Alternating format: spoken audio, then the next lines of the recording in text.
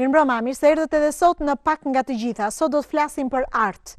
Do të flasim për vjeshtën e bukur e cila ka bërë bashk artistë kësaj here që vinë nga vende të ndryshme të rajonit, të Ballkanit Perëndimor, dhe na kanë sjell një kolorit të vërtet në Korçën tonë që duam sërish t'i rikthejmë, ashtu sikurse ka qenë shkëlqimin e qyteteve me bumin e madh turistik. Dhe natyrisht këtë mund ta bëj pa diskutim edhe arti.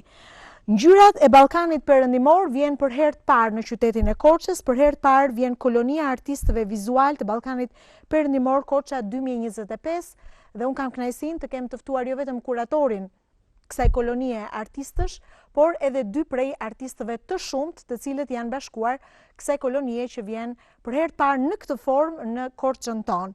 Mikel Temo është jo vetëm kurator i kësaj kolonie, por është artist tashmë shumë i njohur, shefi i departamentit të pikturës në Universitetin e Arteve në Shqipëri. Mikel, mirë se erdhe në studion tonë. Faleminderit për ftesën dhe mirë se u gjetë. Është kënaqësi që ti rikthehesh në Korçën tënde për të sjellë gjëra të bukura gjithmonë. Padyshim, jo pa qëllim kjo koloni ristarton në Korçë. Në Korçë. Kam kënaqësinë të prezantoj dy artistë të tjerë, Maja Andonova Jokic. Kemi një artiste që vjen nga Shkupi, nga Maqedonia e Veriut. Maja, mirë se erdhe. Welcome. Jam shumë e lumtur që jam këtu. Do të përpiqem të sjell këtu një pjesë të artit maqedonaz. Kënaqësia është e gjitha e jona. Dhe Enea Trimi është një artist i ri në moshë, është student në vitin e 3 në Universitetin e Arteve në Tiranë. Faleminderit për mundësinë. Enea, është bukur t'i bashkohesh artistëve të cilët mund të kenë po kanë përvoja të tyre në jetë. Gjithmonë është mirë të ndash eksperienca. Unë mendoj që një nga veçoritë që diferencojnë artistët është dhe aftësia që kanë për të marrë nga tjerët, edhe për të shkëmbyer jo vetëm teknikat, po edhe pikpamjet, qasjet që kanë në raport me artin. Kështu që për mua personalisht është absolutisht një mundësi shumë e mirë për network, për kontakte, dhe për të promovu veten në një tjetër lloj forme. Jo vetëm në atë të social media, po që edhe nëpërmjet eksperiencave të tjerëve. Bukur. Dhe kur e thot një artist i ri, pa diskutim që është bukur kur e dëgjon edhe nga artistët të cilët shpeshherë mendojmë se janë të vetmuar, të veçuar, të izoluar deri diku. Jo, nuk ndodh kështu, kemi dhe artistë si Enea, po jo vetëm, të cilët i bashkohen artistëve me përvojë. Mikel, si lindi ideja për të sjellë në Korçë? Natyrisht Korça tashmë prej vitesh ka një lloj tradite për sa i përket të bërit bashkë të artistëve, për shumë arsye. Një nga arsyet më të mëdha është që ne krenohemi me të madhin Vangjushmio, po jo vetëm, tashmë shihet me një këndvështrim tjetër. Pikërisht kjo të parit në një këndvështrim tjetër u bë, si të thuash, edhe leitmotivi për të filluar diçka ndryshe. Jo ndryshe në kuptimin e kolonive, sepse kolonit janë, kur thua fjalën koloni, kuptohet se për çfarë bëhet fjalë, por ne përveç aspektit piktorik që kolonitë e tjera bëjnë, tentuam ta sjellim këtë koloni edhe me një divizë, si të thuash, me një përkushtim pak më ndryshe, për të bërë bashkë vendet e Ballkanit Perëndimor. Dhe mbi të gjitha artistët në këtë rastin ton, që nëpërmjet artit të japim mesazhe paqeje dhe bashkëpunimi rajonal. Ne jemi komshi, historia jonë është një histori e përbashkët, me specifikat dhe ndryshimet rajonale të vetat, po gjithmonë kemi qenë në një marrëdhënie të caktuar me njëri tjetrin. Shpeshherë politikat e ndryshme në historinë tonë e kanë bërë këtë marrëdhënie shpeshherë të jetë edhe konfliktuale, dhe mbi këtë bazë sot ne vim bashkë me ta në një koloni për të qenë të gjithë bashkë dhe për të pikturuar bashkë. Ajo që thatë ju përpara është e vërtetë që artistët në përgjithësi vetë izolohen për arsye e krimtarisë, Dhe këto kolonit japin këtë mundësin për të qenë më social dhe për të bashkëpunuar me njëri tjetrin. Eksperienca. Dhe nesër ne do të kemi një aktivitet tjetër bashkë me të dyja kolonit, sepse më duhet ta theksoj që kolonia jonë ju bashkangjit kolonisë shumë vjeçare, 15 vjeçare, ditët e Mios, që është organizuar nga Bashkia Korç, dhe ne i kërkuam atyre që të ishin pjesë e kësaj kolonie, për vetë faktin për të sjellë së pari frymën që sapo thash, dhe së dyti për ta bërë aktivitetin ditët e Mios akoma më të fuqishëm edhe nëpërmjet nesh. Ne e kemi për herë të parë dhe kemi energji të reja për të dhënë. Kështu që shpresoj që ky bashkëpunim të vazhdojë edhe vitet e tjera, duke i shkrirë këto dy kolonit në një në kuptimin e impaktit që do të ketë në jo vetëm në Korçë, kupton se Korça ka mjaft aktivitete të tilla, nuk janë vetëm aktivitetet e artistëve vizual, po ka një impakt në fushën e turizmit që ne e kemi edhe në prioritetet, në fakt edhe të pushtetit lokal. Kështu që është një mundësi shumë e mirë kjo. Pikërisht edhe për t'i dhënë Korçës këtë mundësinë që ka me turizmin, që turistët të shohin gjithashtu edhe një pjesë të prekshme të kulturës përditshme korçare. E kuptoj. Kur flasim për vendet e rajonit, pra për vendet e Ballkanit Perëndimor, kemi parasysh Malinezi, Maqedoninë, Serbinë, Kroacinë, të cilat janë vende të cilat janë bashkuar kësaj kolonie? E kuptoj, siç thash më përpara që kjo është një koloni e Western Balkans, po është herë e parë që e organizojmë dhe gjithmonë për herë të parë janë vështirësitë e veta derisa kolonia ka jehonën e vetë edhe në vendet fqinje. Ne i kemi ftuar të marrin pjesë të gjithë vendet e. Është një koloni e cila është e mbështetur nga donatorë të ndryshëm. Donatorin ton kryesor kemi Western Balkans Fund. Dhe një tjetër donator është në Shkup, Interkultura, që përfaqësohen nga artistët e vetë. Dhe Kika është një tjetër organizat në Serbi. Me Kosovën kemi gjithashtu një, edhe me Malinezi një tjetër. Kështu që këto janë për momentin 4 vende nga Ballkani Perëndimor që marrin pjesë.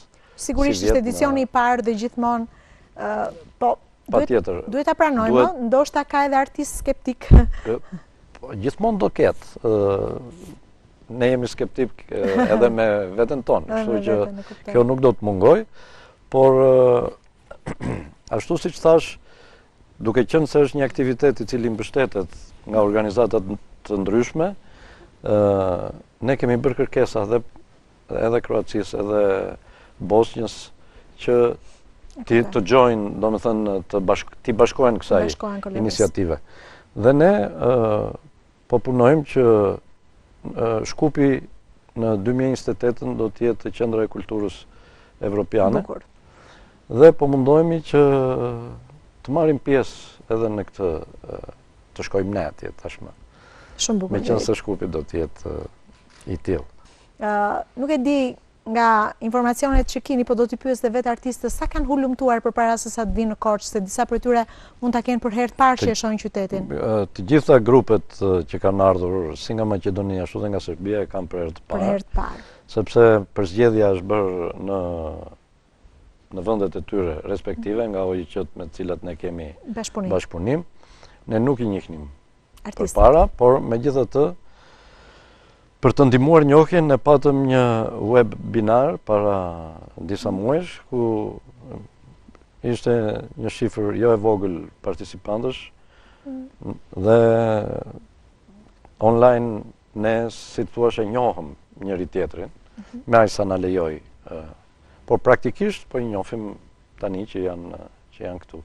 Dhe që nga webinari u informuan se kush është Korça, se cili është synimi i kësaj kolonie dhe se cili bëri atë kërkimin e vetë. Në webinar patën artist nga Maqedonia i cili bën ilustrimet me PowerPoint të kërkimeve që kishin bërë pikërisht për qytetin e Korçës, edhe me historik nga qyteti e të gjitha. Po ashtu dhe nga Serbia, edhe ne morëm pjesë... Kishin ardhur në thonjza të armatosur. Po se ishin orientuar nga OIQ-t. Edhe ne mori pjesë dhe foli gjatë webinarit, kështu që ne bëm një punë paraprake që sot kur erdhën të ishin... Artistët e kanë më të lehtë kështu. Artistët e sotshëm nuk janë vetëm artist peizazhista, sepse kolonia jo nuk e ka këtë specifikën si që mund të ndodhë në kolonitë të tjera, e kuptoj. Do më thënë, ne u përpoqëm të ishim disi ndryshe në përzgjedhjen e artistëve. Në aspektet cilat i sillnim të reja në këtë rast. Kështu që tek ne ka dhe artist peizazhist, por arti është edhe emocional në kuptimin që ti thith emocione nga kontakti me mjedisin e ri, dhe me këto emocione shprehesh në një telajo të bardhë që është si të thuash të shkruash mbi të bardhë diçka që nuk është shkruar përpara. Që duhet lërë një gjurmë. Dhe Maja është pikërisht një nga këto artiste. Është artiste peizazhi? Jo. Megjithëse ajo po bën peizazh, por peizazhin e ka nga memoria. Atëre, po. Cilat janë vendet që ka vizituar? I would like to say that after all, in these 2 days that we spent together here with the artists, it was great to connect with the Kam disa ditë me artistët e Ballkanit Perëndimor. Kemi krijuar një lidhje të bukur, kemi ndarë kohën së bashku, energjinë artistike, kemi ndarë pamjet fantastike të Korçës, në periferinë e qendër të qytetit, kemi pikturuar ngjyrat e Stinës. Fill up all our energies connected and I'm Mund të na zbuloj cili është objekti që ka pikturuar? Actually, to me it is the Konkretisht nuk kam objekt, aktualisht për mua janë kujtimet e këtyre ditëve, vendeve interesante e gjithçkaje që kam parë këto ditë. So my painting is basically connection of that night and the flowers, because I learned that Lule means flowers, so there will be completely... You're learning Albanian these days, right? Yeah. Po mësojnë dhe anglisht, atë shqip në kohë. Në rregull, shumë mirë. Enea, nuk besoj se është herë e parë që ka ardhur në Korçë. Jo, absolutisht. Jo, pra ka ardhur derë të tjera. Zgjodhe, kishe piketuar përpara se sa të vije se ku do shkoje? Kishe menduar që do qëndrojë në qytet apo keni hapësirë dhe mundësi që të lëvizni edhe jashtë qytetit? Shiko, hapësira patjetër që është në dispozicionin ton, po përgjithsisht unë jam natyrë pak më intuitive. Dua që ato ndjesi që marr nga ai vend në cilin po qëndroj dhe ta përkthej në pikturë.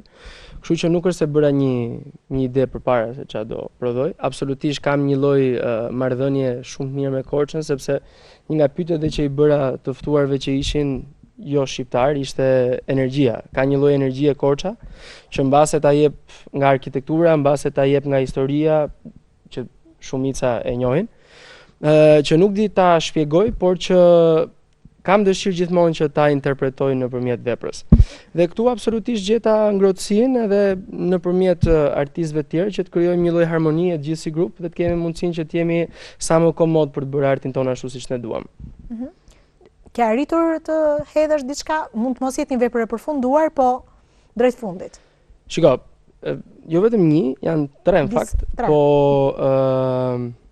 të gjitha do shpajlosen me kalimin e kohës, neve do, siç e thanë dhe më përpara, do kemi dhe një ekspozit. Ekspozit, patjetër, ditë e fundit. Sigurisht unë, duke qenë se neve në universitet studiojmë edhe ikonën dhe restaurimin, absolutisht doja që të bëhet edhe një lloj kështu bashkëpunimi ndërmjet këtij artit modern dhe një arti të këtill, që të sjell një trajt ndryshe pra. Bukur. Kështu që me atë po merrem. Besoj ju është dhënë mundësia që të vizitoni edhe vende siç është Muzeu i Artit Mesjetar, që mund të jetë një lloj burim frymëzimi. Patjetër, kjo është një pikë tjetër që dua ta cek. Unë kam marrë pjesë në koloni të tjera. Një nga veçoritë që realisht dua ta theksoj për këtë koloni, është edhe mënyra se si janë integruar të gjitha aktivitetet, edhe pse është pak a shumë jo shumë i zgjatur në ditë, është goxha i mirë aranxhuar dhe të jep mundësinë që nga një vend në tjetrin ti të kesh mundësinë që të elaborosh me veten se çfarë është gjëja që të ngeli fiksim ose çfarë është gjëja që të inspirojë. Dhe jam ndjerë shumë mirë për sa i përket pjesës investimit që do jap edhe në fund si produkt. Është organizuar një tryezë rrumbullakët mes artistëve. Dhe në përgjithësi këto tryezët rrumbullakta kanë një qëllim të caktuar për të shkëmbyer edhe ide. Në fakt, ju e thatë pak më parë që vendet e rajonit, vendet tona fqinje, natyrisht kanë historitë të tyre që shpesh herë nuk kanë qenë edhe të turbullta zhvillimet në ndër vite. Arti i thyen barierat. Kështu që nuk ka kufi edhe për çfarë ju ka bërë bashkë kjo tryezë? Tryeza na bëri bashkë pikërisht për të dhënë këtë mesazh edhe kolegëve tanë artistë që vinë nga Maqedonia dhe Serbia, nga Kosova dhe Malizi, kupton?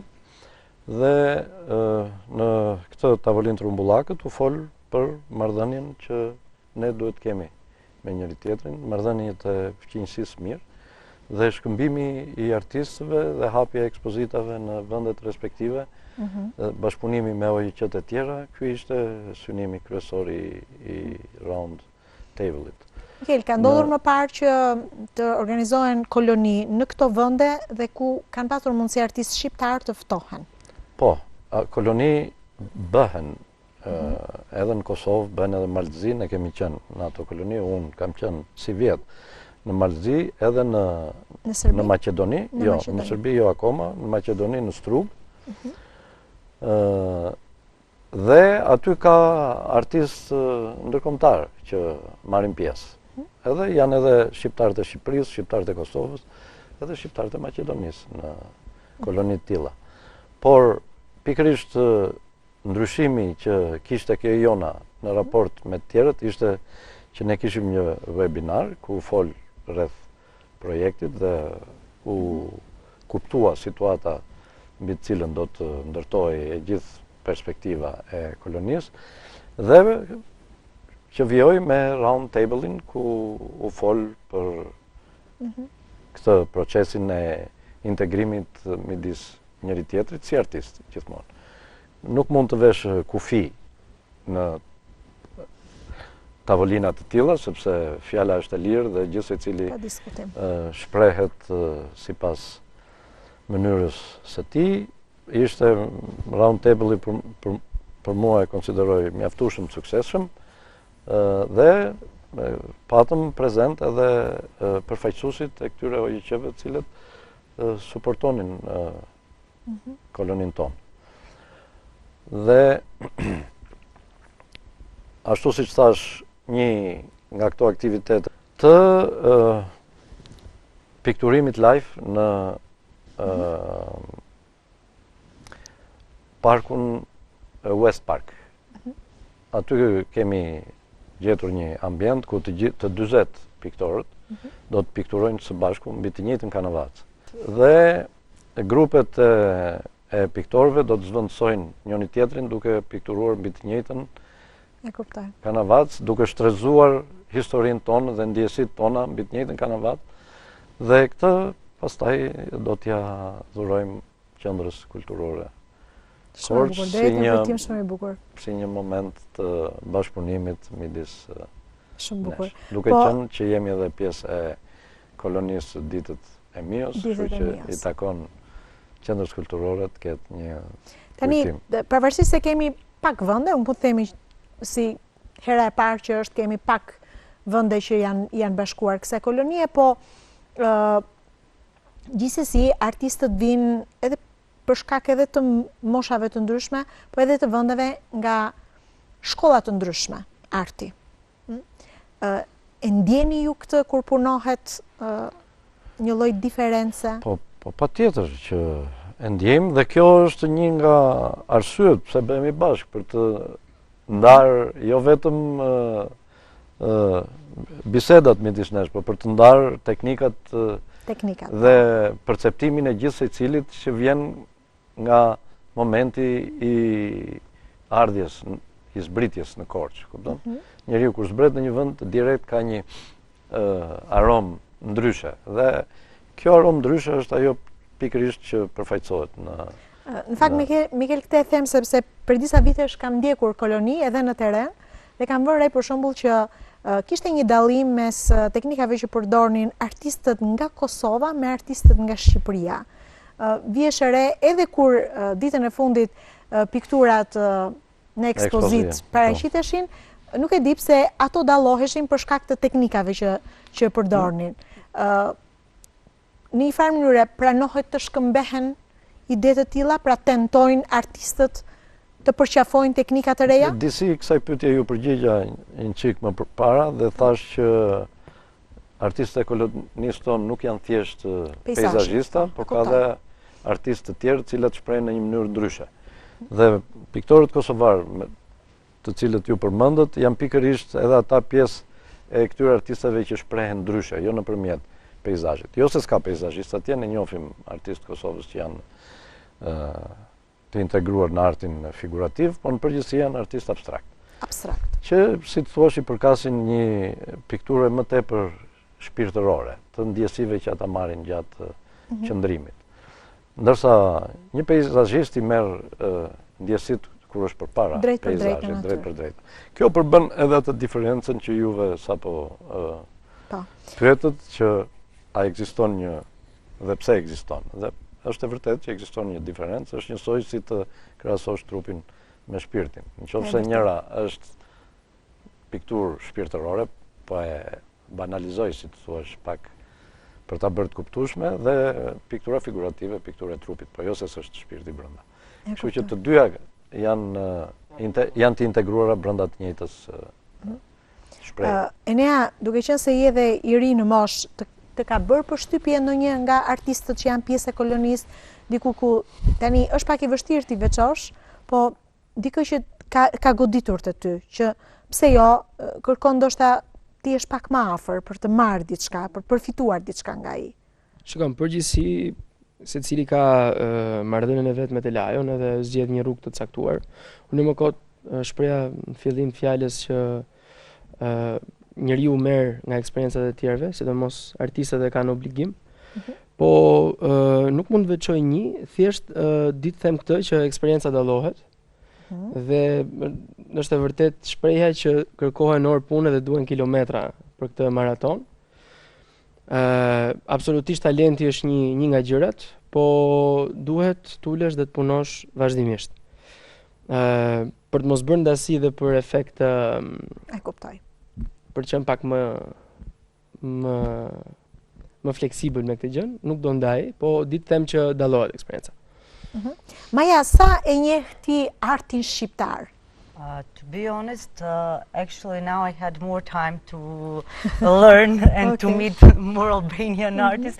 I like the people that Për të qenë sinqert, tani kishim më shumë kohë për të njohur e mësuar më shumë për artin shqiptar. Më pëlqejnë njerëzit që janë këtu. Kjo është një mundësi shumë e mirë bashkëpunimi, mundësi për të njohur njëri tjetrin. Këto eksperienca na krijojnë mundësi jo vetëm të përcojmë artin ton, por edhe të rritemi më shumë artistikisht. Cilat janë përshtypjet, pasi jam e bindur që meqense dita e parë ju ka dhënë mundësi të vizitoni edhe shtëpinë e piktorit Vengjush Mio, cilat janë përshtypjet për këtë artist? That night was wonderful. Ajo natë ishte fantastike, e përjetova me kënaqësi. Shtëpia e vjetër e Vengjush Mios, çdo mur, çdo pjesë, çdo gjë që ai kishte prodhuar ishte brillante. Do të doja të theksoja që i gjithë qyteti kishte shumë art, shumë vende interesante. Duhet jeni shumë krenar për Korçën. Një qytet i vogël, por që mban kaq shumë artistë e dimensione të shumta. Aq më tepër kur i shtohen edhe artistë nga vende të ndryshme të botës. And it's inspiring for us who are coming from different places, but it's really great. Nëse do t'jepe mundësia të qëndroje edhe ca ditë më tepër në Korçën tonë, do të zgjidhje ke piketuar vende që do doje të shkoje, të shfrytëzoje për të bërë një vepër të ndën? Një ditë po qëndroja në një kodër të qytetit, ku pamja ishte fantastike. Do të doja të shihja Korçën nga pika të ndryshme, ndoshta nga pikat më të larta, aty ku pamja mund të jetë më panoramike. Jemi pritur. You're welcome here. Po qëndrojnë në Hotel Kristali, që është Po, mbi kështu që e Korçë kuptova, dhe është pamja që pamje aty është mrekullueshme aty. fantastike. Kështu që e kuptoj që impresioni është vërtet se është edhe për ne që jemi korçar për shembull, Patjetër. gjithmonë mbetet interesante. Është ai qyteti në formë zemre. Po artistë të tjerë të cilët ndoshta ai takon mbasi një pjesë të tyre, i takon për herë të parë, ka ndonjë artist që të ka bërë përshtypje për sa i përket teknikës ose stilit veçantë të tij? I like Fatimir Staç, the artist from Fatmir Bosnjaku. Yes. Yeah. Fatmir Bosnjaku. Të ka pëlqyer, përse? It's completely different that what I do and the way I do art. So in that way Është krejtësisht ndryshe nga mënyra se si unë bëj art, krejt ndryshe nga mënyra se si unë perceptoj artin tim me një tjetër to see kreativitet. the opposite and interact in a way. Mikel, natyrisht duke qenë se je nga Korça dhe pa diskutim që zemra dhe mendja shkojnë tek qyteti ku je lindur dhe e rritur. Çfarë mund t'i ofrosh më shumë një qyteti veç artistëve? Sjell një mori artistësh, natyrisht jo vetëm me qëllim për shkëmbyer eksperiencë, por për t'i lënë dhe një gjurmë qytetit. Si mendon, çfarë gjurme do të lesh pas kësaj kolonie? Po, të gjithë këta artistë që janë pjesë e kësaj kolonie dhe asaj të ditëve të mirës, të gjithë ikin me memorien plot për sa i përket këtyre 4 ditëve që jetuan në Korçë dhe jo vetëm midis tyre, po të gjithë së bashku. Kështu që këta eksperjenca ta e marrin mbrapsh në vendin e tyre, për cilën flasin me miqtë e tyre dhe për cilët do të ketë prurje të reja po në të sens në Korçë. Prandaj them që kolonitë e tjera mbas kësaj, kjo ishte e para, po e dyta dhe e treta, do të ketë afrime akoma më tepër të artistëve nga rajoni për ta bërë koloninë tonë dhe prurjen e saj të vlefshme për qytetin e Korçës dhe të vlefshme gjithashtu Korçën në sytë e artistëve që vinë nga vendet e Ballkanit Perëndimor. Sepse shpeshherë Shqipëria në përgjithësi, nuk po them Korça në veçantë sepse Korça është shumë e vogël për ato emocionet dhe përfitimet janë personale. Është pikturuar me ngjyra jo fort të gëzueshme, sepse kemi kaluar një tranzicion shumë vjeçar, kupton, dhe gjërat sa vinë dhe bëhen më mirë dhe ky është një kontribut gjithashtu për t'i bërë gjërat akoma dhe më mirë. Dhe këta artistë kur vinë dhe shohin Shqipërinë dhe Korçën në rastin konkret, mbeten të impresionuar dhe të befasuar që asgjë nga ato që thuhen lart e poshtë nëpër media nuk është realiteti i vërtet. Kur realiteti preket dhe ti e di mirë se e kuptoj. Çfarë ndodh? Përsa i përket, dua të ndalem pak tek momenti i zgjedhjes së kohës kur bëhen kolonit. Në përgjithësi dëgjojmë vazhdimisht që është vjeshta. Stina e preferuar për të realizuar koloni të tilla. Ka pasur një ide dhe një mendim tentativ edhe për një koloni në dimër, po deri tani nuk e kemi parë një gjë të tillë. E favorshme vetëm koloriti i vjeshtës? Jo, domosdoshmërisht, por largimi i ngjyrës jeshile nga peizazhi dhe zvendësimi i saj me ngjyrën e artë të vjeshtës është vërtet prekse. Jo se jeshilja është një ngjyrë që nuk bën pjesë në paletën e artistëve, por vjeshta, si të thuash, është pjesa, momenti kur fillon ndrimi i stinës. Dhe është shumë e shkurtër. Dhe domethënë ti duhet ta kapësh këtë moment. Edhe ky moment nuk vazhdon gjatë. Ndërkohë që pjesa e verës kur pemët janë të gjitha jeshile zgjat shumë dhe nuk është kaq interesante sepse s'është e shkurtër. Pikërisht ky moment për artistin është domethënës. Për sa i përket dimrit, është e vërtetë që nuk para ka shumë koloni në dimër, dhe kjo është për arsyet reale të motit në dimër, që është vështirë të pikturosh si Mioja dimrin e Korçës. Dimrin e Korçës. Dhe me këta ndoshta nuk ka rënë rasti për t'ju treguar se si Mio pikturonte në dimër me këpucët me kasht edhe me mangallin që mbante me vete. Por sot teknologjia ka ecur shumë përpara dhe fotografia gjithashtu është bërë një mjet që artistët e përdorin, pavarësisht që impresioni nuk është ai direkt. Nuk është i njëjtë me atë. Por sigurisht artistët dalin në dimër, kupton, dhe ndjenjën e të ftohtit e psojnë në lëkurën e tyre. Kam njohur artistë që kapin një cep diku, nuk duan fare t'i shqetësojnë, janë në botën e tyre, ti mund të vazhdosh të filmosh, ti drejtosh mikrofonin dhe ata vazhdojnë punën e tyre me shpejtësi që ajo drita të mos ju ikë, sepse duhet e din edhe orën kur perëndon edhe gjithçka. Enea, është krijuar përshtypja që artistët e rinj gjithmonë shkojnë tek modelet e abstraksionit. Sa ju tërheq ky koloriti i vjeshtës apo këto ngjyrat e stinës? Shiko, ajo ka ardhur si një nevojë e brezit të ri për të pasur dhe një lloj shkëputje nga arti realist. Kjo vjen për shumë faktor, sepse normalisht e para njëherë është problemi i të bërit të njëjtën gjë gjithmonë. E dyta është nevoja për të pasur një identitet të ri dhe për të krijuar dhe një frymë të re, për të qenë pak më avangard. Sigurisht trendet globale ndikojnë, arti botror është ai që po puson një transformim dhe nuk është vetëm Shqipëria që preket, po është e gjithë bota. Kështu që kam përshtypjen nga pak i ka ndikuar të gjithë artistët. Mua personalisht unë jam akoma në fazën time të eksperimentimit. Nuk i them jo zhanreve të ndryshëm, sepse mendoj që do kohë dhe do eksperiencë që të arrish të kuptosh ku është e vërteta jote në art. Nëse do që të kesh një produkt i cili vlen në kohë. Pastaj është dhe e vështirë qasja që ke ti me veprën, sepse vepra duhet të ecë edhe pa ty. Jo gjithmonë je ti ai që e përfaqëson, kështu që në këtë trajt stili është diçka që krijohet me kilometrat dhe duhet lënë publiku të vendosë cila pastaj të përshtatet ty më shumë. Kjo është. Dhe cilat janë trendet globale që përmenda pak më parë?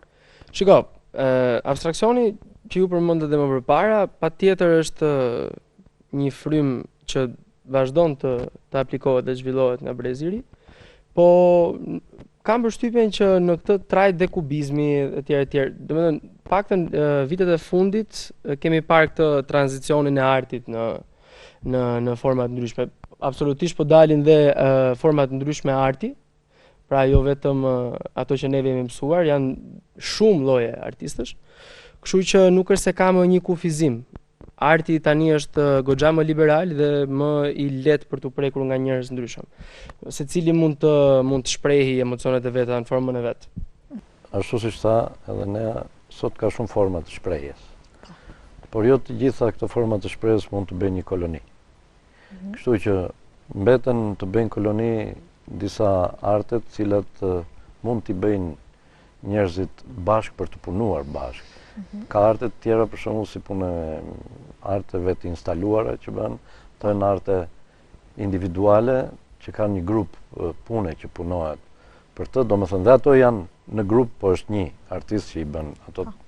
Të tjerat janë pjesa që ndihmon në piktura dhe skulptura, për shembull se Korça ka bërë edhe koloni të skulpturës. Po, të skulpturës është edhe një ka qenë para. Është një traditë, po. Fundoi pak kohë më parë, po.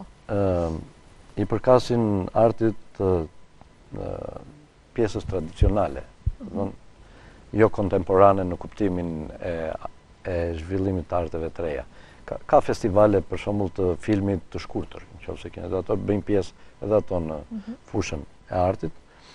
Po festivali ka një organizim tjetër në raport me kolonit dhe këto të gjitha bëjnë ato ndryshimin e peizazhit që ku zhvillohet jeta artistike dhe si zhvillohet.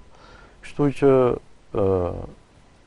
piktura, ne jemi tek piktura në telajo. Dhe kjo piktura në telajo ka dy forma kryesore, o figurative o abstrakte. Brenda figuracionit ka shprehje të ndryshme, brenda abstraksionit ka shprehje të ndryshme. Kuptohet që peizazhi i secilës prej tyne ka diferencat e veta, se ka dhe art surreal, ka dhe një lloj abstraksionizmi tjetër që abstraksioni është abstraksioni analitik, abstraksioni ekspresionist e tjera. Po të gjitha këto janë brenda këtyre kolonive që zhvillohet. Ne nuk po marrim në analizë, si të thuash, çdo autor me specifikat e veta të shprehjes. Po i fusim në dy ndarje të mëdha, domethënë ata që merren me artin figurativ, me peizazhin, që quhen plenerista, që dalin jashtë, dhe me artistët e tjerë, të cilët krijojnë brenda ambienteve të mbyllura, por që inspirimin e marrin nga Mikel, cilët janë artistët shqiptar nga Shqipëria që janë bashkuar kësaj kolonie?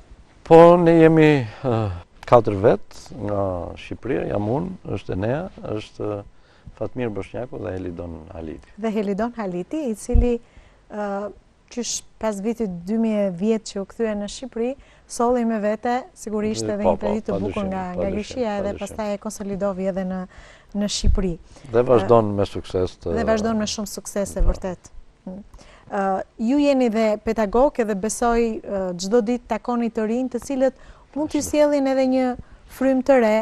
Ka diçka të ndryshme, të çuditshme tek artistët e rinj sot? Po sigurisht që ka.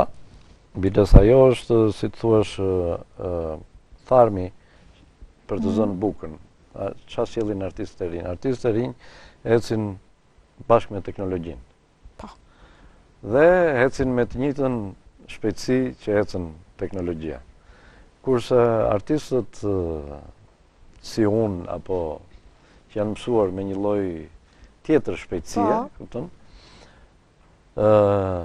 I absorbojnë në mënyrë më të ngadalt ndryshimet që vinë me teknologjinë. Ndryshimet teknologjike janë jashtëzakonisht të shpejta.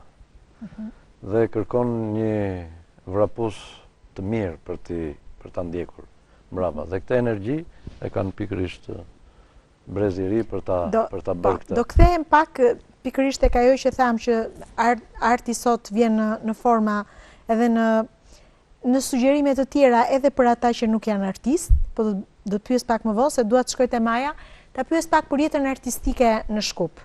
We told the things that are going on in Skopje. Do të thoya që qyteti po ndryshon shumë shpejt. Do të doja të besoja tek një energji pozitive, sepse shpesh gjërat nuk shkojnë siç duhet. Po nuk ndikon kjo në gjendjen shpirtërore të artistit? Yeah, it does affect. For example, for myself, it was in a way one brilliant period from my artistic life. Për mua, për jetën time artistike është një mënyrë brillante. Për Shkupin kjo është pozitive, sepse kur kthej kokën dhe shoh veprat e artit, aty janë ndryshe, dhe për shkak të mënyrës ndryshe të jetesës. Nuk di çfarë do të ndodhë në të ardhmen, por e parë nga perspektiva ime, është i nevojshëm një ndryshim artistik. Në Shkup ka qetësi. Mua si artiste më duket energji, pse jo pak rëmuj artistike. Slowly getting lost, so I must find the places where I would go. Ne shpresojmë që të marrësh energji pozitive dhe frymëzim nga Korça. Në vitin 2028, Mikel, mos gabojmë, është vendosur që të zhvillohet kolonia në Maqedoni. 2028 that Shkup is going to be the city of... Si e shihni ju këtë vendim që është marrë? Çfarë mund ta ndihmojë Shkupin, po dhe artistët, një koloni e kësaj natyre? Not just grey and white, but I would love to see more murals, more Do të doja të shihja Shkupin një qytet me ngjyra, jo vetëm bardhë dhe zi. Do të doja të shihja më shumë mundësi, më shumë ndërtesa të lumtura, më shumë artistë vendase të huaj, që vinë e na japin pozitivitet, na japin energji. Në këto 10 vitet e fundit, edhe politika ka ndryshuar. Qyteti ku jam rritur më duket i vjetër, ndaj ka nevojë për energji, për diçka të re. Personalisht kam shumë nostalgji për urën e vjetër. Aty jam lindur e rritur. Aty dhe shpirti im ka gjetur prehje në pjesë të ndryshme të qytetit. Ndaj një projekti i tillë do ta prishte atë qetësinë në të cilën ka humbur qyteti. Shpresoj që projekti i vitit 2028 të sjellë ndryshime. City of Skopje will make changes in a good and positive way. Shpresoj, po besoj se po, arti gjithmonë i zbut, i bën gjërat më me kolor, më të bukura. Ne nuk e njohim jetën artistike të Majës, kështu që duhet ta pyes pak, je një artiste që je përqendruar tek peizazhi, je përqendruar në pra bën një art të lirë, pra flasësh pak për veten tënde. It's more expressionism and abstract work and it's filled with colors and strong emotions. Unë lëvroj rrymën e ekspresionizmit, por krijuesi varet edhe nga rrethanat, jeta, mjedisi, njerëzit që na inspirojnë dhe zhvillimet historike. Mirë, ne do të ndjekim tani një video mesazh në fakt që vjen nga Heli Donaliti, një piktor i cili është bashkuar kësaj kolonie. Nuk është hera e parë në fakt që Lidoni ndan mesazhe në studion ton, kështu që tani do të mirëpresim mendimet e tij për sa i përket kësaj kolonie, e cila kësaj here vjen në një formë tjetër në qytetin e Korçës, e ka bërë bashkë jo pak, po 40 artistë.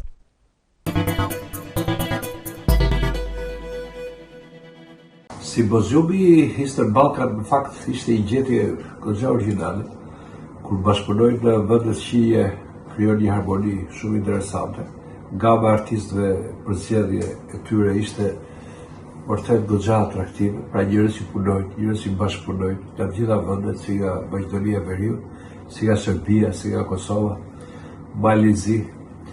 Dhe ajo që ndodhi është që të gjithë njerëzit padyshim filluan të njiheshin me njëri tjetrin, të njiheshin me terrenin. Korça është një mrekulli, ka se çfarë sheh. Sigurisht për ne pleneristët ka se çfarë pikturon. Unë nuk gopa me ngjyrat e saj, por pas që edhe artistët e gjithë atë qendrën kulturore qëndronin, njiheshin më shumë pikturonin, secili atë që di, si me thënë më mirë, dhe ekspozita pastaj ishte një përmbyllje, do të thosha shumë serioze, e gjithë një aktiviteti i cili hapi një farë mënyre si pari. Vizita pastaj në të madhin Banju Shpio dhe shtëpinë e tij nga nën bresa të jashtëzakonshme, dhe padyshim gjithë facilitetet e Korçës bien në sy, dhe ajo që ndodh është që kur artistët duan të kthehen, si më thënë, apo shohin që kanë drekuar apo kanë ndarkuar në restorantet ndoshta nga më të mirat në rajon po, por duke qenë se jam kthyer nga udhëtim nga Malezia, vërtet restorantet e Korçës dhe pritshmëria ishte jashtëzakonshme. Kështu që gjithçka pozitive, urojmë shumë suksese organizatorëve, profesor Mikel Temus, Gjergjit dhe të gjithë të tjerëve, dhe padyshim që bashkëpunimet të tilla janë shumë pikante dhe një ngjyrim të jashtëzakonshëm në të vjeshtën tonë që për mua është më e bukur që ekziston.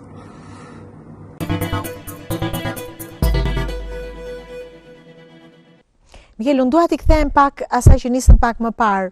Mësojmë nga artistët e rinj, mësojmë edhe nga mënyrat e reja që na vijnë shpeshherë edhe nëpërmjet platformave online. Ndonjëherë edhe njerëzit e zakonshëm tentojnë të bëjnë art duke ndjekur rregulla ose udhëzime nëpërmjet rrjeteve online. Çdo kush mund të bëhet një artist? Të jesh artist, kjo është pyetje është e madhe. E madhe si pyetje, po të jesh artist duhet të kesh talent. Okej. Ky është kushti i parë. Me art mund të merret kushdo. Po kjo nuk do të thotë që vetëm artistët e kanë të drejtën të merren me art. Kështu që dhe këtë tregon dhe realiteti, ka plot dhe nga njerë edhe të artistë të sukseshëm, cilët nuk kanë studiuar për arte, dhe në një moment jetës të tyre, arti është bërë pjesa më thelbësore dhe i ka dhënë kuptim jetës tyre. Kështu që Por ama talenti është i domosdoshëm. Do citoja këtu është thënie e Marksit, po besoj se në fushën e artit nuk ka problemet e utopive, dhe vlen, që artistit duhet të ketë 1% talent dhe 99% punë, por ai 1% që është i domosdoshëm. Kështu që edhe unë jam i të njëjtës ide, duke patur edhe eksperiencën e gjatë si edukator në fushën e arteve, që vërtet ai 1% që është i domosdoshëm. Gjele, unë e nkasuar bëra këtë pyetje sepse është pikërisht kjo që doja të nxjerrën pa të dallosh një artist të vërtet nga njëri i cili e ka pasion artin. Se artistit nuk i duhet vetëm thjesht të marrë pjesë në koloni, po edhe ta shes artin e tij në një farë mënyre. Kjo është një sfidë, po dhe një mënyrë jetese në fund të fundit. Është e vështirë e ke filluar ta ndjesh megjithëse je ende student, ti jesh artist. Tani unë them në Shqipëri sepse jeton në Shqipëri, nëse ndoshta mund të kesh hapësira për të provuar ti jesh artist edhe në vende të tjera. Shiko, e para njëherë unë kam nisë shumë i ri që ta kuptoj se çdo më thënë të jesh një artist i ri në treg. Po. Sigurisht që është si puna e oqeanit, aty ka gjallësa shumë më mëdha se ty, ka sfida, ka bryle, ka një qasje direkte me atë që të vjen kur ti thu, okay, unë po bëj dhe po ndjek pasionin tim, po tani duhet që të fitoj nga kjo gjëja. Është shumë e rëndësishme të dish të ndash raportin ndërmjet artit komercial dhe artit personal intim, atë që ti e bën për gjendjen tënde emocionale, gjë që sot ngatrohet domethënë shumë shpesh, edhe është e vështirë ta rush si trajt. Unë mundohem ta balancoj. Jam i lumtur të them drejtën me edhe me ndryshimet që ndodhin në art, se ke një lloj kështu fleksibiliteti për të pas edhe një lloj bisede, pra mund ta prekësh. Më përpara ka qenë shumë e vështirë që të mëdhenjt ti kishe nga afër. Sot je pak më nëpërmjet kolonive, nëpërmjet takimeve të artit, nëpërmjet shumë zhvillimeve që bëhem, ti merr një lloj mundësie për të shkëmbyer një kontakt më të afërt. Patjetër që është e vështirë, patjetër që mëson me rrugën, po në tregun global nevoja për të pas marketing është goxha e fortë. Mediat sociale janë një ndihmë shumë e madhe, dhe të them drejtën ka një qasje më direkte me publikun, shumë artistë po ja dalin, por që bie dakord me profin që duhet patjetër që të ketë një talent të brendshëm që të motivon, të shtyn dhe të çon drejt asaj që ti realisht çosh, nëse thua dua ta bëj këtë gjë. Është e vështirë të japësh përgjigje asaj pyetje dhe prandaj thash edhe shpar që pyetja vitit është çfarë bën me të vërtet një artist, se është e vështirë ti përgjigjesh. Mikel, ekziston perfeksioni në art? Ja. Sepse diku atje është dikush që e bën më mirë, gjithmonë. Bën më mirë. Është tepër e vështirë ta përcaktosh cili është kuti që e mat perfeksionin. S'ka formullë. Dhe duke mos patur një kut të tillë, arti prandaj është i lirë që të pëlqejet nga të gjithë dhe gjithë secili të vendos cili është ajo vepër e cila ai e quan perfekte. Perfekte. Ndoshta varet edhe nga këndvështrimet? Po mund të varet edhe nga këndvështrimet, varet edhe nga ndjeshmëria gjithë secilit. Ndjeshmëria që le tek secili. Këtu një rol të rëndësishëm lot edhe marketingu dhe historia e asaj pikture, të themi si Mona Lisa e Leonardo da Vinci-t, ajo është një kryevepër, po ka dhe kryevepra të tjera. Kështu që nuk është vetëm ajo, se po t'ishte vetëm ajo nuk do kishte kuptim Mona Lisa pa patur vepra të tjera me cilët mund të krahasohet. Dhe për dikë tjetër është një vepër tjetër më e bukur se sa Mona Lisa. Ajo. Dita e fundit e kolonisë është ekspozita. I keni zgjedhur veprat apo është një lloj rregulli që gjitha veprat që keni bërë do të ekspozohen? Veprat janë në prodhim e sipër, nuk kemi zgjedhur asgjë. Edhe sot artistët po punojnë, edhe nesër. Si rregull është që të gjitha veprat që realizojnë do të ekspozohen. Ekspozohen. Po, padyshim. Keni vendosur t'i lini diçka qytetit përveç artit dhe frymës që sollet në qytet? Qytetit I lejmë pranin ton mbasi largimit ton. Pas largimit. Kështu që vetë qytetarët do ta ndjejnë këtë aspekt të pyetjes tuaj që çfarë I kemi lënë në atyre. Veprat që ne krijojmë, që artistët krijojnë, lënë nga një vepër si shenjë të prezencës së tyre në qytetin e Korçës, të bëra në qytetin e Korçës, kështu që ky do të jetë është dhe do të jetë, sepse kjo punë nuk është se bëhet për herë të parë, krijojnë koleksione me veprat e artistëve që vinë nga vende të ndryshme, nga eksperienca të ndryshme dhe nga ndjesi të ndryshme. Enea, ke menduar çfarë do t'i lësh Korçës? Pra, veprën tënde. Unë jetën e kam përpara, edhe absolutisht dëshira është Flas nga kjo koloni. Po, patjetër. Dëshira është për shumë, është një pyetje e cilën unë nuk jap dot përgjigje sepse është shumë. Akoma se ke vendosur. Jo, është shumë e gjerë se varet edhe nga publiku, pra çfarë do doja ai të marri. Se për shembull dhe fakti që neve vim si artist, shkëmbejmë ato biseda, dhe ata shikojnë për shembull se si është një tavolinë artistësh, gjë që njerëzit normalisht edhe nuk e kanë mundësinë që ta shikojnë. Për shembull ne edhe në darkë kur ulemi të ham, krijojmë ato këngët tona, ulemi marrim një kitarë, profi për shembull I bi kitarës shumë mirë, ky është një aspekt që njerëzit mbas edhe nuk e dinë. Po kënga gjithashtu, po patjetër. Juve e keni absolutisht edhe pjesë ta dënës, po du të them që vetë tavolina, vetë mënyra se si ne bisedojmë, mënyra se si rrim, veshja ose mënyra të folurit, to janë disa aspekte që njerëzit për të thjesht faktit që ti po I lë një vepër, njerëzit marrin dhe mund të krijojnë një indicje për të pasur një ndryshim tek ata. Dhe vetëm fryma artistike mendoj që mund t'i bëjë mirë edhe qytetit dhe absolutisht jo vetëm Korçës, por çdo qyteti në Shqipëri dhe jo vetëm në Shqipëri. Kurse Majen do ta pyes jo çfarë do të lër, por çfarë do të marr nga Korça. And the friendship that I made here, that's something that I will take with me. Qetësinë e qytetit, miqësinë që krijova, jetën e ngadalt të këtij qyteti ku qëndrova për një javë. Nëse vitin e ardhshëm kjo koloni do të rikthehet, dhe nuk e di Mikel nëse do të kthehet apo jo? Beson se do të rikthehet sërish? Kolonia? Kolonia? Po padyshim, ne po për këtë po punojmë dhe prandaj quhet për herë të parë. Për herë të parë. Kur thua për herë të parë do të ketë edhe një herë të dytë. Po. Nëse do të ketë një herë të dytë e të tretë, Maja do të vish vetëm që do të vish këtë e kuptova, po do të vish vetëm apo do të vish me artistë të tjerë? Me miqë kolegë? Do të doja të takoja të njëjtët njerëz ose artistë të tjerë, ta shihja Korçën nga perspektiva të tjera, sepse ne besojmë se marrim dhe sjellim energjinë tonë kudo që shkojmë. Do të ishte vërtet shumë mirë që artistë të tjerë të vinin dhe të ndanin eksperiencat e tyre, sepse është kuriozitet të bëhesh bashk apo të eksperimentosh me ato që përjeton në ditë të tilla, në koloni të tilla të mëdha me artistë. Unë ju falenderoj, ju uroj shumë suksese, Mikel, nëse kishte diçka tjetër që doje ta ndaje dhe nuk ta krijova hapësirën, më thuaj. Jo, unë desha të flas pak